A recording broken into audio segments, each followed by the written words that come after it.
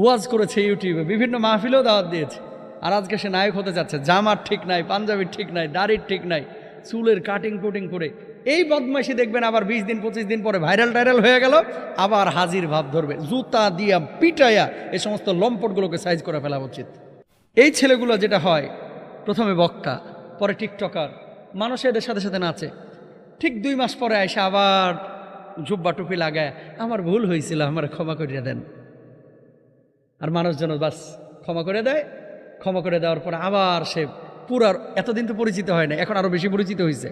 কারণ এই দেশের মধ্যে নেগেটিভ মার্কেটিং যে যত বেশি করতে পারে, ওইদিকে প্রেম নিয়ে খালি আলাপ করে, আবার ফেসবুকে স্ট্যাটাস দেয়, যতই হিংসা করো না কেন কোনো লাভ নাই, জনপ্রিয়তা কিন্তু কমতেছে না।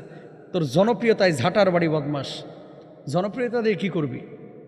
জনপ্রিয়তা দিয়ে কি করবি? পানি খাবি? জসিম উদ্দিন গাজীপুর চৌরাস্তা থেকে প্রশ্নটি